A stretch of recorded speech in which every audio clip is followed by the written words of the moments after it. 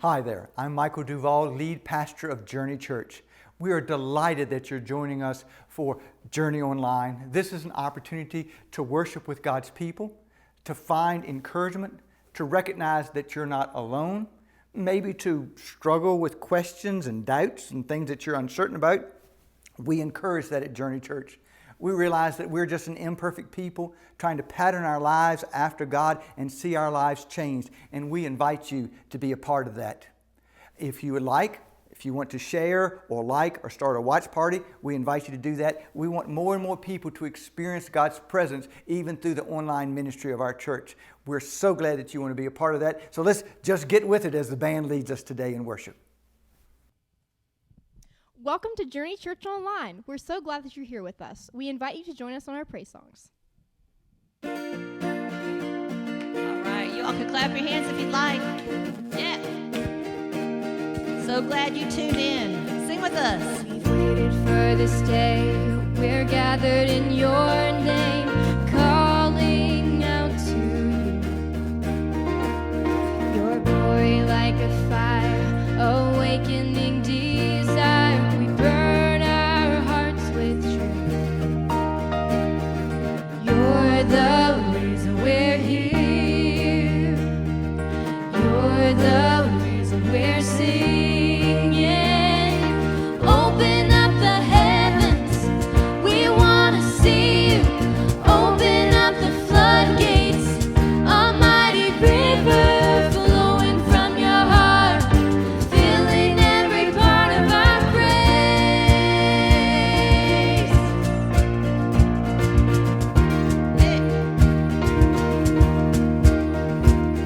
Your presence in this place, your glory on our face. We're looking to the sky,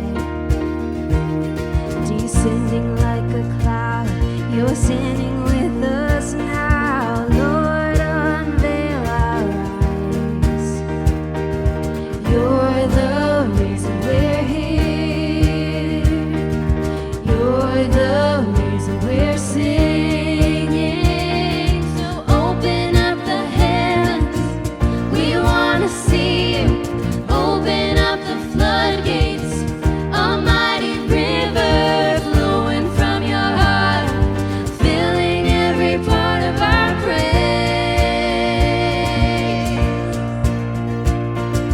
Open up the heavens, we want to see you. Open up the floodgates, a mighty river flowing from your heart, filling every part of our praise.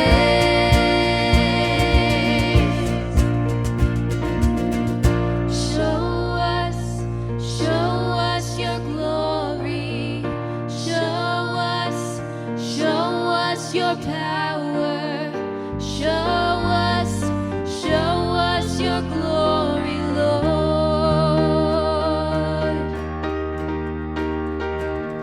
Show us your glory. Show us your power. Show us your glory, Lord.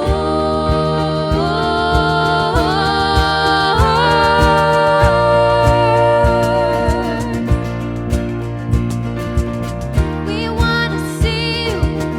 We want to see you. So open up the heavens. We want to see you. Open up the floodgates, a mighty river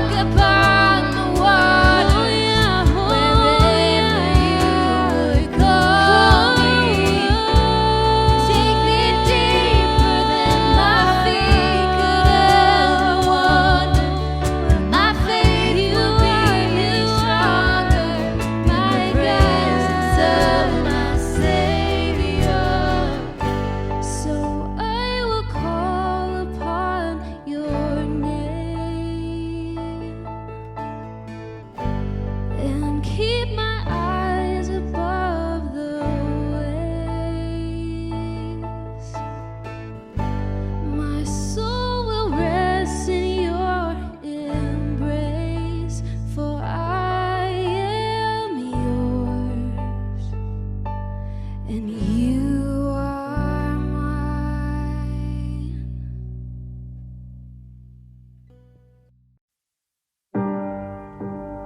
There are some things that I don't understand. Some things I can't come to grip with. Sometimes I just look out in the world and think, why? Why me, God? Why this situation? Why them, Lord? Why this tribulation? Why? I've been down on my luck for a while. I mean, I don't even have an ace in the deck. Just empty hands with no patience that's left. I'm lost in the desert, no oasis. I guess I'm hung out to dry. Lips chapped, feet hurt in this weather. I thirst and I march on, hoping to find an answer. Just an inkling of faith in this world full of cancer would be a refreshing drip of water on the tip of my tongue. The fresh, cool breeze of Jehovah's lungs is exactly what I need. But that feels so far away. I mean, God, are you really with me? Do you really care? When I cry in distress, are you really there? Your word says yes, but sometimes I doubt it.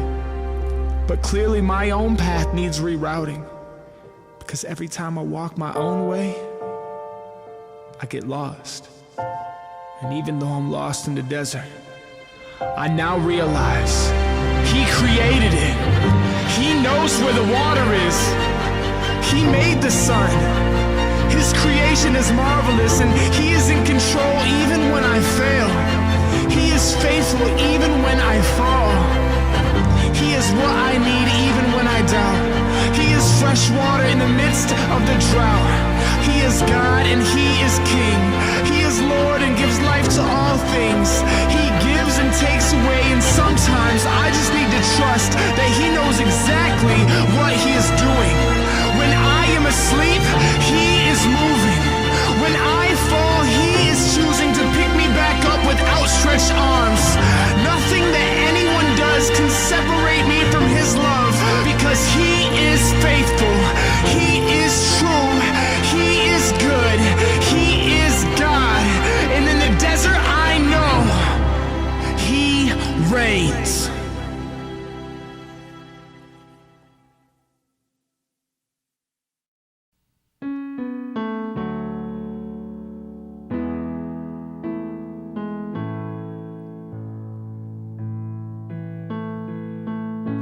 God, I give you all I can today. These scattered ashes that I hid away, I lay it all at your feet. From the corners of my deepest shame, the empty places where I've worn your name, show me the love I say I believe. Oh, help me to lay it down. Oh, Lord, I'll lay it down. Oh, let this be where I die, my Lord, with Thee crucified. Be lifted high as my kingdoms fall, once and for all, once and for all. There is victory in my Savior's loss, and in the crimson flowing from the cross. Pour over me, pour over me, yes. Oh, let this be where I die, my Lord, with Thee crucified.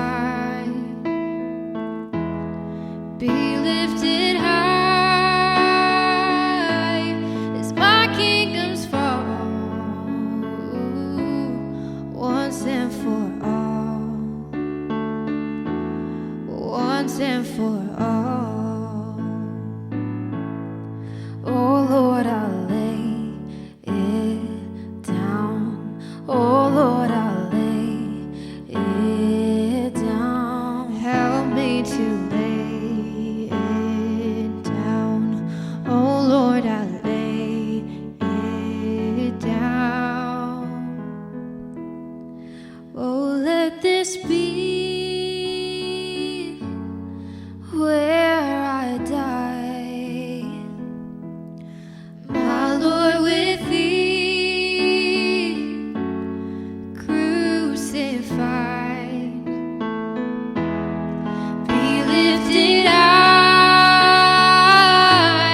as my kingdom's fall, once and for all, once and for all. Oh, once and for all, once and for all.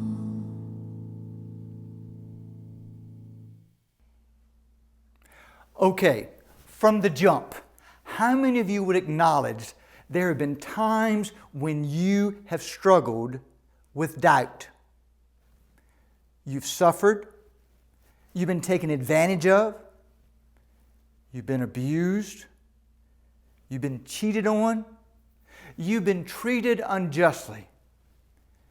You felt isolated and alone like no one cared. Your world gets turned upside down like when a pandemic rampages across the world, and you want to know why. Why? You may doubt yourself. You may doubt others. You may doubt God. In your doubting, you may wonder if you have any faith left. That is, if you had any faith in the first place.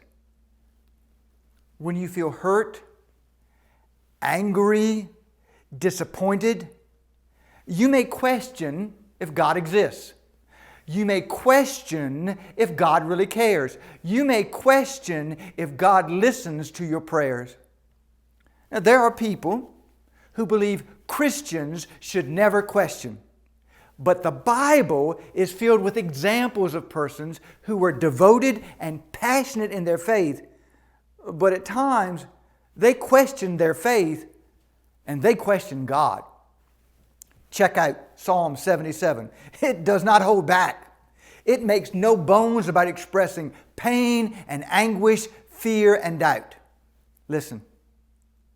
Has the Lord rejected me forever? Will He never again be kind to me?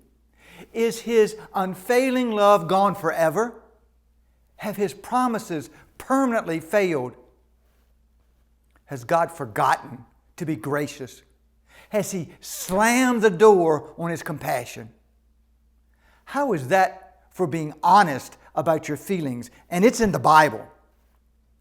It's okay to be honest with God about how you feel. It's okay to be real with God with no pretense, no facade. God is not threatened by our questions, and neither are we at Journey Church, because if we're honest, most of us would acknowledge times when we grappled with questions and doubts. Martin Luther once said, "Knowledge and doubt are inseparable to man. Only God and certain madmen have no doubts." Now, we may at times be tempted to ask, but why didn't God make life easier for us? We want answers for why we're going through what we're going through. We wonder why God hasn't set up a toll-free number we can call when life throws us a curve, because we want explanations for what's happening to us. Lance Witt has said, "It's our nature to seek out reasons. It's God's nature to offer relationships." We think the answer to our doubts can be found in some rational explanation.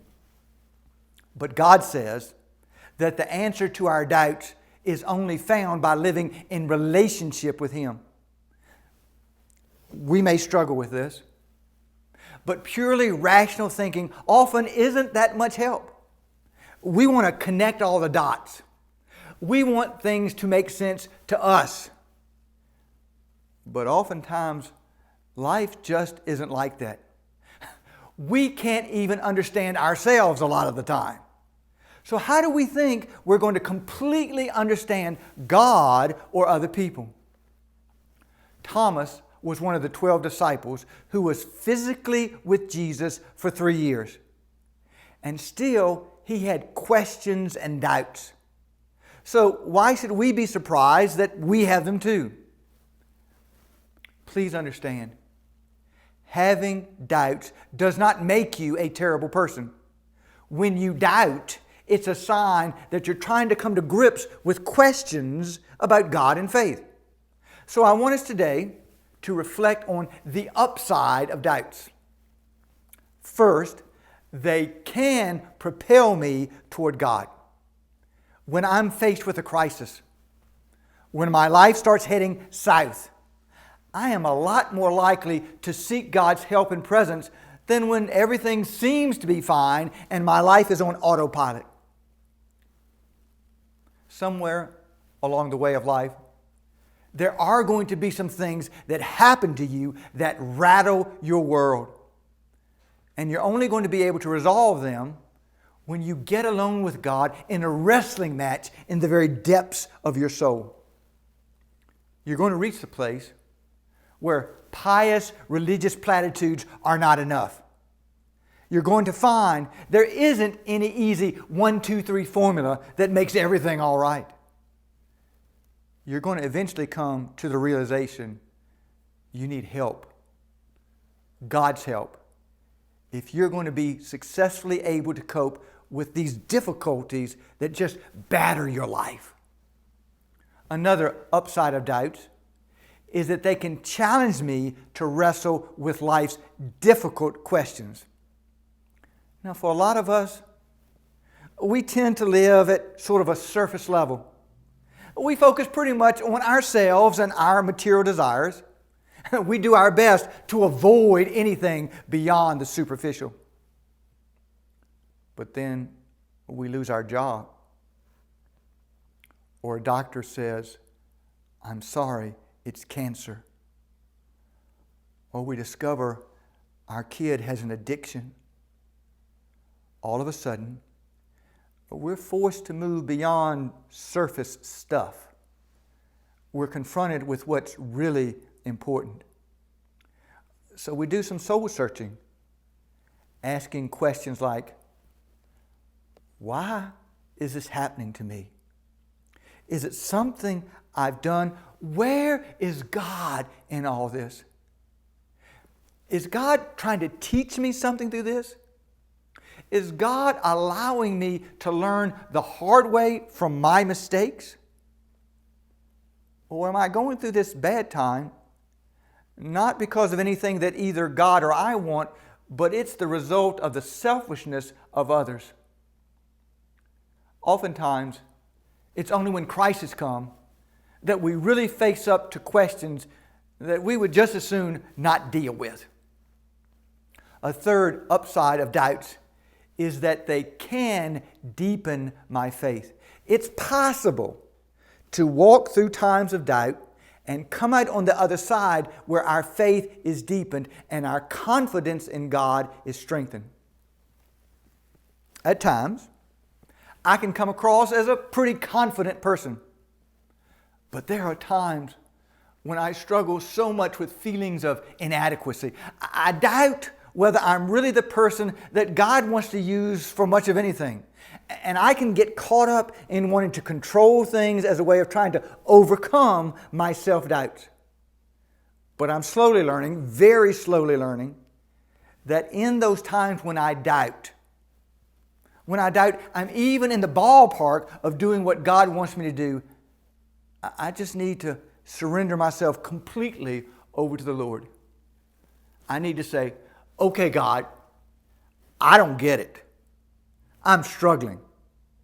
So I'm just going to yield myself to you. I'm going to trust myself to you. And I'm going to wait until you show me what I'm supposed to do because I can't figure it out. I'm coming to understand that I don't have to know the whole plan. I just need to take a step of faith and see if God confirms it.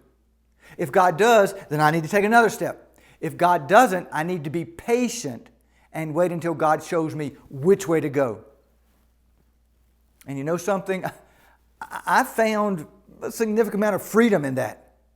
Not thinking that I have to try and control the world. It really is liberating. I don't have to constantly be trying to prove something to myself or to somebody else. I can just trust God, whatever comes. I can just submit my life into the hands of a good and gracious God. And that really makes a difference in my life. So initially, Psalm 77 honestly expresses struggles and doubts. But it does not end there. It goes on to say, Our Lord, I will remember the things you have done, your miracles of long ago. I will think about each one of your mighty deeds. Everything you do is right, and no other God compares with you. You alone work miracles, and you have let nations see your mighty power. So it identifies several practical ways to deal with doubt. First, remember how God has worked in the past.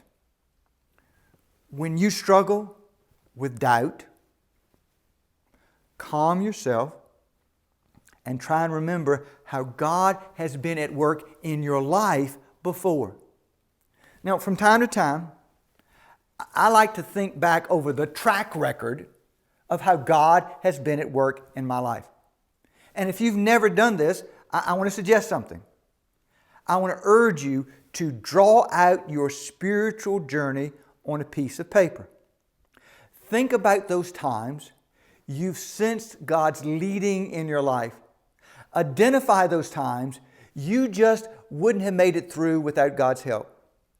Map out on paper some meaningful experiences you've had with God. For some reason, we so often can forget how God has touched our lives.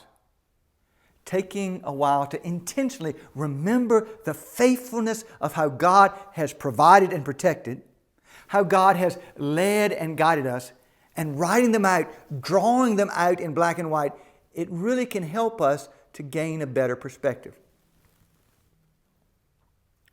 But what if you're not sure you've had any of those experiences? Well, I'd urge you to focus on what the Bible has to say about God's faithfulness. A crucial part of the memory of God's people in the Bible was the story about how God delivered them from slavery in Egypt, parting the Red Sea for them to escape. Ponder the miracle that was. Or reflect on the event that changed the world forever, the resurrection of Jesus. Contemplate on the wonder and the mystery of how God raised His only Son from death back to life.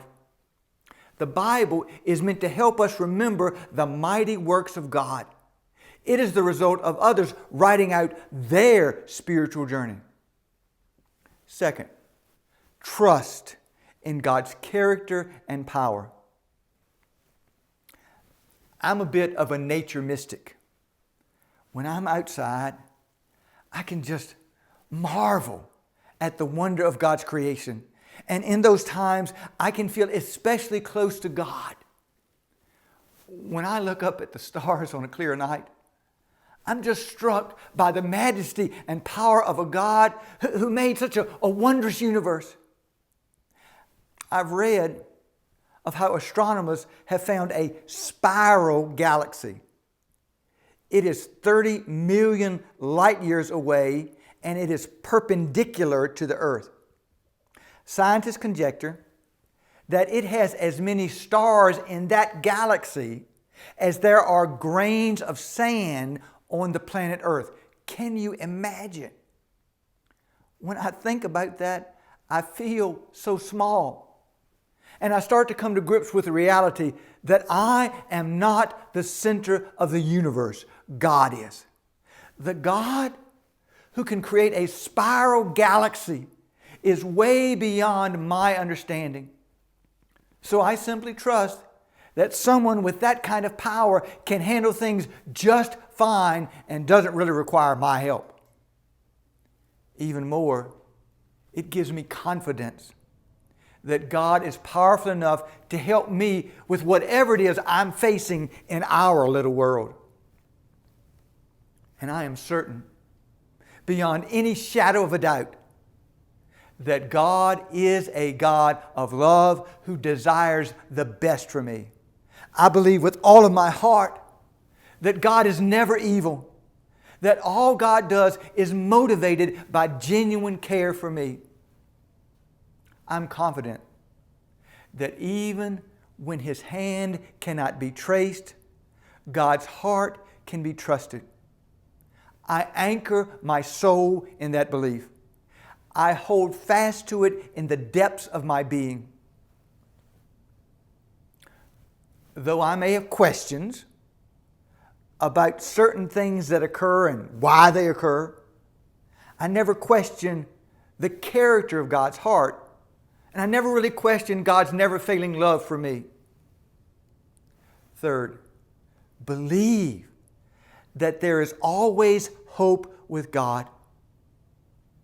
In his book, Good to Great, Jim Collins recounts a fascinating discussion he had with Admiral Jim Stockdale. Stockdale was the highest-ranking military officer in the POW camp that became known as the Hanoi Hilton.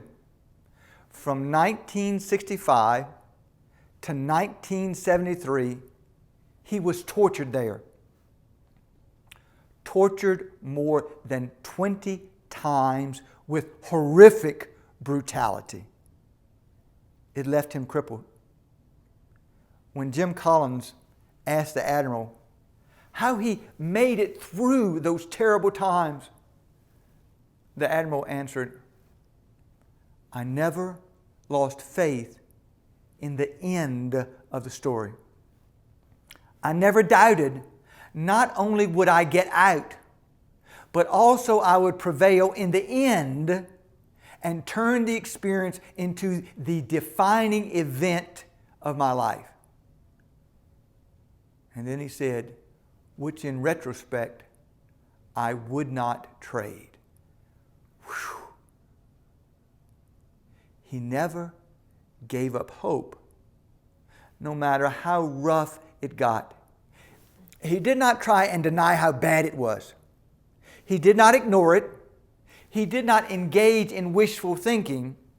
It was not blind optimism. And biblical hope is that way. Biblical hope faces hardship head on and clings to the promise that God is the one who is writing the story. And we need to just trust, whatever our present circumstances may be, that God will work for good in the end. Only you know what's really going on in your life. Whether things are going great or whether you're just plagued with worries and doubts. In either case, I hope you'll resolve in your heart, God, I believe in you. God, I don't always understand, but I believe. God, I trust that you love me and that you are working for good in the midst of this sinful, selfish, broken world in which we live. And God, when I doubt, help me to hold fast to the hope I can know in Christ, because it can keep me going when I don't know how else I'd make it. I want to say to you today, if you are going through a season of doubt, do not give up. Face it head on. Let it propel you toward God. Let it challenge you to grapple with the important questions of life, and let it deepen your faith. Remember how God has proven faithful in the past. Trust in God's immeasurable power that it can see you through. And hold on to the hope that you can know in Christ with all of your might. Would you pray with me?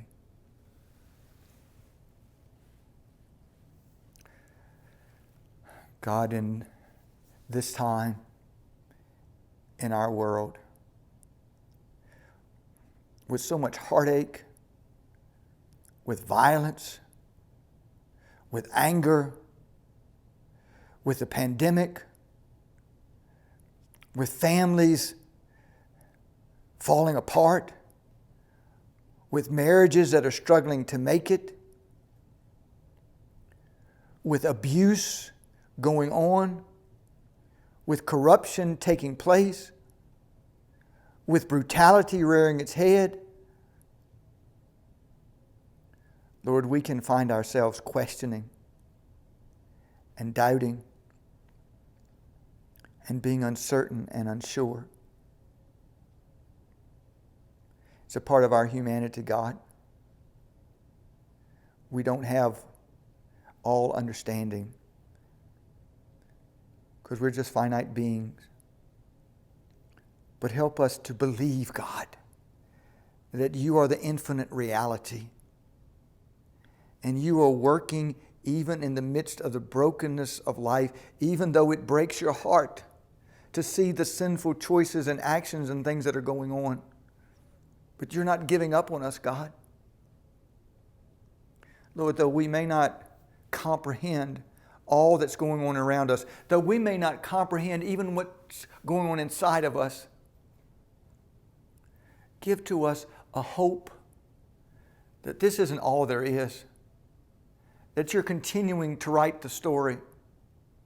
And ultimately, God, your love will win out and your justice will prevail and right will be accomplished. But as we live in the midst of this,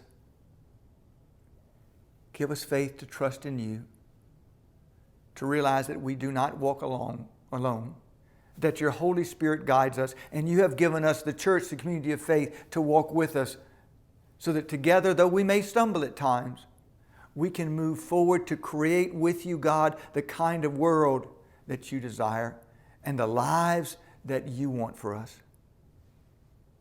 Forgive us, God, when we're tempted to turn our backs on you. Help us in the very depths of our souls to realize without you, all is lost, and with you, all is gained. We pray this in the strength of Jesus. Amen. Perhaps for some period of time, you've been pretending that everything's fine in your life. And yet, you're coming to the place where you're recognizing there's this emptiness, there's this void, there's something missing. And you may have even played the religious game for a while, but you've never had a life-transforming encounter with Jesus, a relationship with God that gives you hope and meaning and purpose. And so I want to offer you the opportunity, maybe the challenge, within yourself to have a serious conversation about opening your life to Jesus and making a commitment of faith and seeking to trust your whole life to Christ. At Journey, we would love to help you to take that step of faith. If you'd like to have a conversation about this, if you'd like to talk with someone about that, please text us or call us or email us. Somehow be in touch. Because we know that ultimately it's our relationship with God that makes the difference in how we live in the world. So I invite you to make that decision, to make that commitment, and let us know somehow. Or you may have already made the decision to follow Christ. And you're at the place in your life where you want to go public with that. And you're interested in being baptized to show that, yes, you're a follower of Jesus. Again, please let us know that as we try to plan baptismal services. We would be delighted to have the privilege for you to be a part of that and for us to witness that. Again, just let us know if baptism is something that you'd like to participate in. Or maybe right now, you just need to know of some resources to help you, your family, or you as an individual. There's some mental health challenges that you're going through. There's some dynamics at work. There's some counsel that you need. Again, if you would allow us to be in contact with you, we want to assist you as we're able in being the love of Jesus. Thank you for allowing us to do that in Journey Church. And if you believe in the ministry of our church, if you're benefiting from these online services or our live services, if you're a part of our various ministries within our church, or maybe you're connected with some of our community mission partners that we're trying to serve and care for and provide funds for, we want to invite you to financially support that. You can give online through our website. You can text in your gifts. You can send gifts in through the mail. It is a way of saying, I want to be a generous person. God has given so much to me. I want to give as well. We invite you to do that. And then some of the funds that you give, we share with mission partners like Feeding Southwest Virginia. We are able to send them funds so that particularly during these summer months, we can help provide food for children who get some food during the school year, but right now, that's a challenge for them. Your gifts help us feed hungry children. We thank you for doing that. Then one last thing. I encourage week after week for us to be the love of Christ in our community. So look out for your neighbors. Look out for people you can care for. Reach out with the love of Christ. Let it be said that the followers of Jesus are making a difference in our world, even in the midst of this pandemic, and help people not to be isolated and alone, because when you do that, you help overcome doubts because they can see Jesus in you. Thanks so much. God bless.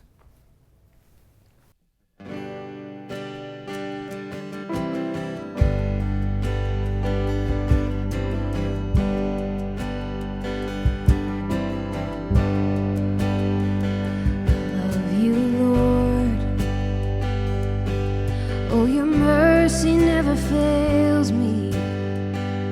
All my days I've been held in your hand. From the moment that I wake up until I lay my head, I will sing of the goodness of God. All my life you have been faithful. All my life you have been so, so good. With every breath that I am able, oh, I will sing of the goodness of God.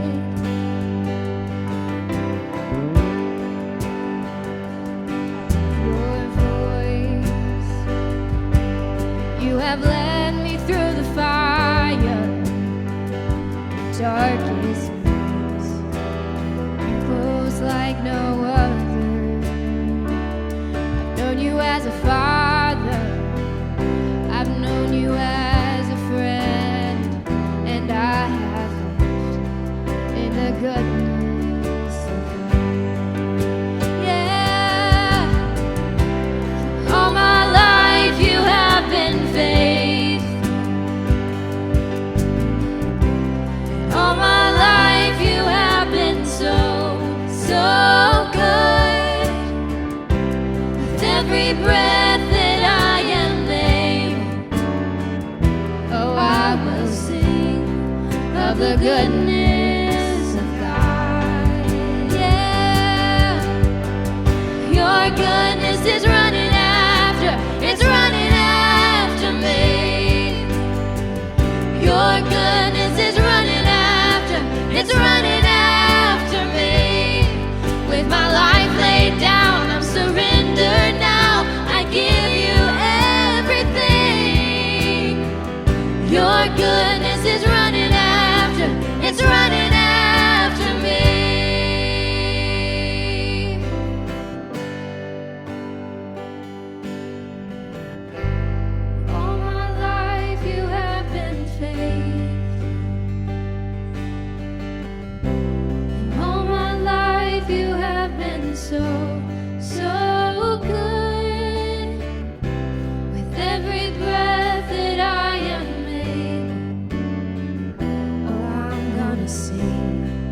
of the goodness of God.